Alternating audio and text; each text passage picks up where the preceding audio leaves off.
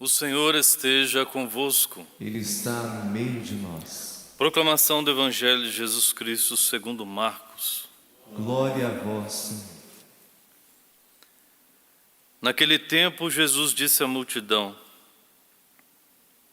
Quem é que traz uma lâmpada para colocá-la debaixo de um caixote ou debaixo da cama? Ao contrário, não a põe num candeeiro.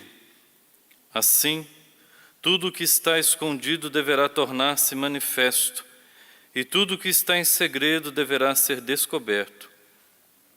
Se alguém tem ouvidos para ouvir, ouça. Jesus dizia ainda: Prestai atenção no que ouvis. Com a mesma medida com que medirdes, também vós sereis medidos, e vos será dado ainda mais. Ao que tem alguma coisa será dado ainda mais, do que não tem, será tirado até mesmo o que ele tem. Palavra da salvação. Glória a vós, Senhor.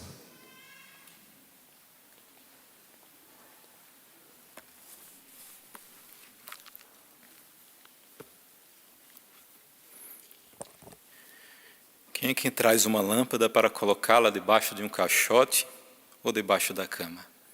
Ao contrário, não a coloca no candeeiro? Assim, tudo que está escondido deverá se tornar manifesto. Tudo que está em segredo, no mais íntimo ali da sua vida, deverá ser descoberto. O primeiro ponto a destacar aqui, e trazendo à luz da primeira leitura de Hebreus, é que Cristo veio como essa luz para iluminar e trazer à tona o pecado da humanidade, para trazer à tona o erro da humanidade, o que trouxe a morte para a humanidade. Então Cristo veio na sua humanidade para nos mostrar onde erramos, qual foi o erro, para iluminar as trevas, trazer as claras, como diz no Evangelho aqui, o que estava escondido, que seja manifesto, o que estava em segredo, que seja descoberto. Mas mais do que mostrar onde está o erro, mais do que mostrar onde está aquilo que fez a humanidade adentrar na morte eterna, o Cristo veio para iluminar, para salvar. A sua luz é para iluminar, a sua luz é para trazer a luz às trevas e nos levar à salvação. Como diz na primeira leitura, sendo assim, irmãos, temos plena liberdade para entrar no santuário pelo sangue de Jesus. Nós podemos nos aproximar do santuário, do trono da graça. Agora nós podemos, depois que o Cristo com o seu sangue derramado, o seu sangue nos lavou, e pelo seu sangue nós podemos adentrar com segurança no santuário. Ele nos abriu um caminho novo e vivo, nos deu abertura para uma vida nova. Por isso eu disse, Jesus não veio só mostrar que nós erramos, Ele veio para mostrar o erro e trazer o remédio da salvação, para iluminar as trevas. Nos deu a abertura para entrar no santuário e estar diante do trono do Cordeiro. Através da cortina, que quer dizer da sua humanidade. Por isso Ele se encarnou, por isso Ele se fez um de nós, para estar conosco e nos mostrar como elevar-se. Ele nos elevará. Ele elevará essa humanidade à divindade. Portanto, aproximemo-nos de coração sincero e cheio de fé, com o coração purificado de toda a má consciência e o corpo lavado com água pura. Portanto, aqui nos fala, aproximemo-nos então. Se tudo isso, se Ele veio para nos salvar, para afugentar as trevas, para nos tirar da morte eterna e nos dar a eterna salvação, por que não nos aproximar dEle? Ele é a fonte, nos aproximar do trono da graça, do trono do Cordeiro. Nos deu plena liberdade para entrar no santuário. Nos deu a oportunidade de um caminho novo. Mas nós precisamos aqui, como fala no final que eu li, com o coração purificado de toda má consciência e o corpo lavado com água pura. que é que diz na última estrofe, na penúltima estrofe do Salmo de hoje? Quem subirá ao monte do Senhor? Quem entrará no seu santuário? Quem ficará e permanecerá próximo dele, na sua habitação? Quem tem mãos puras, inocente coração, não dirige sua mente para o crime.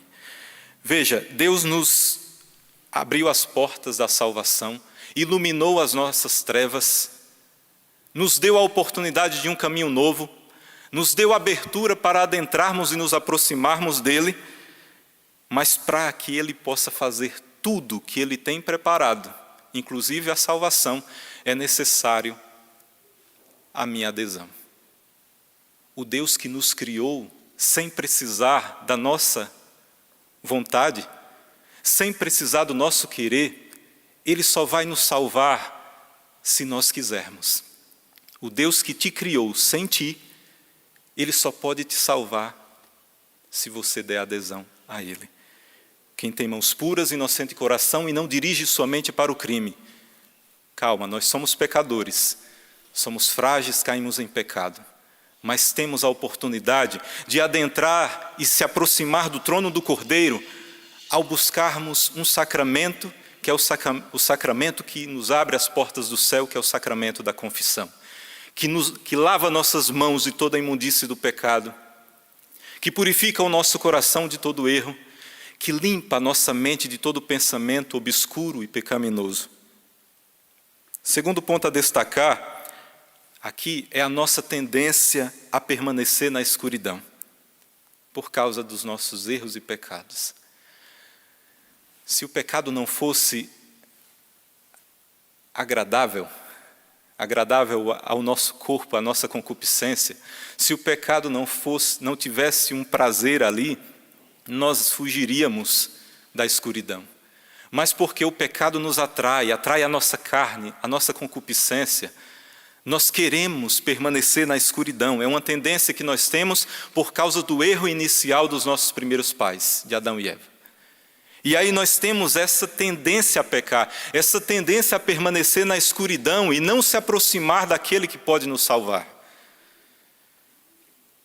Aquilo que é errado nós sempre queremos fazer nas escuras. Quem quer fazer um pecado para se tornar público? Um pecado grave, um pecado que gere escândalo, quem quer fazer às claras, onde todo mundo pode ver? Não, nós buscamos a escuridão. E quando cometemos o pecado, nós queremos que esse pecado fique escondido na escuridão, que ninguém saiba. Aqui eu trago Mateus 6:22, Jesus diz: o olho é a luz do corpo. Se teu olho é são, todo o teu corpo será iluminado. Se teu olho estiver em mau estado, todo o teu corpo estará nas trevas. O olho é a luz do corpo. O olho é a luz, é a porta de entrada para esse santuário.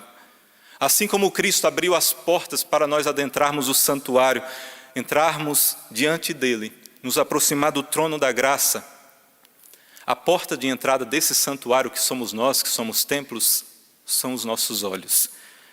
É a luz do corpo. Veja, os olhos foram a porta de entrada da primeira culpa. Lembra lá do Gênesis, Adão e Eva. Quando Eva é tentada pela serpente enganadora. O que é que a serpente pediu para Eva fazer? Olha para o fruto daquela árvore. Ela olhou. Veja, a porta de entrada do pecado original foi os olhos de Eva. Ela olhou. Ao olhar para o fruto daquela árvore, pela tentação da serpente, ela desejou comer do fruto. E comeu do fruto. E mostrou para Adão, Adão com os seus olhos, olhou para o fruto, desejou e comeu. Os olhos, como eu disse, e como Cristo fala num dos evangelhos, é a porta de entrada da alma. Se os vossos olhos vos servem de escândalo, Jesus disse outra vez, se vos faz cair, arrancai-os e lançai fora. Jesus não disse como sabemos, não disse para tirar esses olhos, arrancar esses olhos físicos, mas ele está falando dos olhos da alma. Esses olhos que são porta de entrada para o santuário aqui, que somos nós. A porta de entrada do pecado. Deus colocou nos nossos olhos pálpebras, essas que nós abrimos e fechamos voluntariamente, que nós podemos fechar os olhos para nos interiorizarmos. Se você quer fechar para não ver algo, nós temos essas pálpebras, que têm um efeito para o nosso corpo, para os nossos olhos, lubrificar o olho, mas aqui as pálpebras, o Senhor nos dá para que possamos fechar os olhos, para que não deixe adentrar a escuridão, as trevas, o pecado. E aí eu lembra de Sansão, que no final da vida dele, arrancaram os olhos dele, ele ficou cego. Só que isso já foi no final, depois que cortaram o cabelo dele. Mas antes, ele já foi abrindo os olhos para uma mulher chamada Dalila, que não era agradável aos olhos de Deus aquele relacionamento. Ele era um consagrado, um nazireu, tirado do meio do povo, escolhido ali por Deus. E ele foi deixando pouco a pouco, abrindo as pálpebras para que entrasse o pecado. Ele não só perdeu as forças quando cortaram os cabelos dele, não, ele já vinha perdendo as forças. As trevas já estavam entrando no seu coração, e quando tiraram os olhos dele, que ele ficou cego, ele já estava na escuridão. Não era mais fácil ele ter fechado os olhos, por ser um consagrado de Deus, um escolhido de Deus, a graça de Deus agia nele, não era melhor ter fechado, usado essas pálpebras para não pecar? Aí eu lembro de outro escolhido de Deus, o segundo rei de Israel, mas o rei escolhido por Deus, que Saul não era. Davi foi escolhido por Deus. Mas um dia Davi as trevas já estavam adentrando o seu santuário há um tempo. Ele deveria estar na guerra e já não foi para o campo de batalha, já tinha dado abertura para o inimigo. Estava lá e os seus olhos se depararam por uma mulher chamada Betsabá, mulher de um dos seus soldados chamado Urias. Veja, ele olhou, viu ela tomando banho, continuou olhando, continuou com seus olhos abertos, à porta de entrada do pecado e da perdição. E por causa disso, ele caiu no adultério, por causa disso, ele acabou mandando matar o seu soldado Urias. Eu lembro aqui também de um filósofo chamado Demócrito, que Tertuliano falava, que ele arrancou voluntariamente os olhos físicos, porque ele não queria pecar na impureza. Não seria mais fácil ele usar pela graça, pela temperança, que é uma virtude, e fechar os olhos diante do pecado, diante daquilo que leva à sua fraqueza, do que tirar os olhos físicos? Não precisava fazer isso. O pecado, ou o que há de pecado, ele entra pela vista, passa pela imaginação, e da imaginação vem o consentimento. O pecado entra pelos olhos, a porta de entrada, mexe na imaginação, e quando eu consentindo, entra o pecado, e o pecado vem se entranhar na minha alma. Logo, para que não chegue ao consentimento, feche os teus olhos diante do pecado. Você sabe, nós sabemos, eu sei as minhas fraquezas. Você tem conhecimento daquilo que te leva ao pecado, daquilo que te leva a cair em pecado. Antes de consentir o pecado, de passar pela imaginação, feche os teus olhos. O Senhor nos deu a graça, o Senhor nos dá virtudes necessárias. O que foi a fonte do pecado, como eu disse, o olhar foi a fonte para que o pecado adentrasse, e com o pecado a morte eterna, mas também o olhar pode ser a fonte e o remédio que, em acordo com a graça, pode nos salvar. O pecado só vai adentrar os nossos olhos se nós fixamos nas situações de pecado. Se nós permanecemos e fixarmos o olhar naquilo que a gente já sabe que vai nos levar ao pecado. Se fixamos na vida dos outros, vai nos levar a julgamentos, a fofocas, ao ódio. Se nós fecharmos os nossos olhos para as realidades, os pecados do outro, nós não vamos cometer pecados. E aqui eu lembro de um versículo desse evangelho de hoje. Prestai atenção no que ouvis. Com a mesma medida com que medirdes, também vós sereis medidos. Nós temos uma tendência a olhar para a vida dos outros, a olhar para o que os outros cometeram pecado. Como diz naquele outro evangelho, nós vemos o cisco no olho do irmão e não vemos a trave que está no nosso. Abramos os nossos olhos para ver os nossos pecados, para ver os meus. E assim, ao ver os meus pecados, buscar a fonte da graça para me aproximar de Deus. O outro, não devemos julgar, não devemos colocar ainda mais uma pedra em cima, um peso ainda em cima do pecado dela. Reza pela pessoa, reza para que ela se converta, para que ela perceba que está na escuridão e volte para a luz. Se eu estou mergulhado nas trevas, eu só verei o mal dos outros. Se eu já estou mergulhado nas trevas, eu só vou olhar para o outro e ver pecados, e ver erros, e não olhar para o outro como uma imagem e semelhança de Deus, e quem tem direito à salvação, e que você pode interceder, pedindo a intercessão por essa pessoa.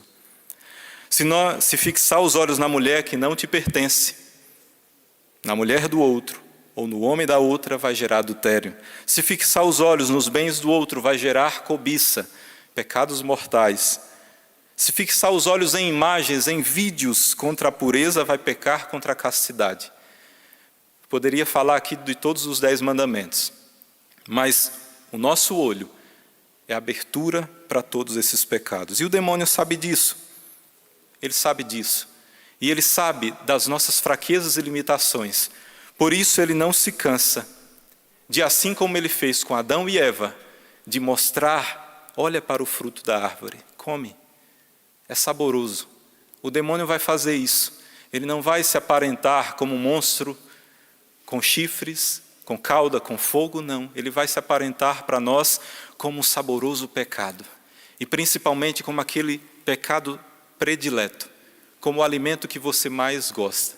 Ele vai se aparentar como isso, para te seduzir. Terceiro e último ponto a destacar, nós somos a luz do mundo. O Cristo é a luz do mundo, mas nós, que Ele falou, nós somos luz do mundo também. Não devemos ser, já somos. Mas o problema é que se estamos mergulhados nas trevas, de nada vai valer sermos luz. Uma lâmpada que não serve mais, que já queimou, não serve a não ser jogado fora. Nós somos luz, mas se estamos mergulhados nas trevas do pecado, de nada vai servir a nossa vida, a não ser no finais dos tempos, quando o Senhor o julgar, ser jogado na perdição. Para que a nossa luz brilhe diante dos homens, precisamos deixar essa luz do Cristo adentrar a nossa alma. Os lugares escuros, sombrios que estão aqui dentro, que têm pecados. Muitas vezes é doloroso olhar para essas nossas feridas, pecados e limitações. Mas é isso que vai causar o remédio da graça. Quando não deixamos Deus brilhar a sua luz nos nossos corações, é como o Evangelho fala, é quando escondemos a luz debaixo da cama. Mas quando permitimos que essa luz do alto nos ilumine, aí a nossa luz brilhará diante dos homens. E as pessoas olharão para essa luz que não é nossa, mas é a luz que vem do alto.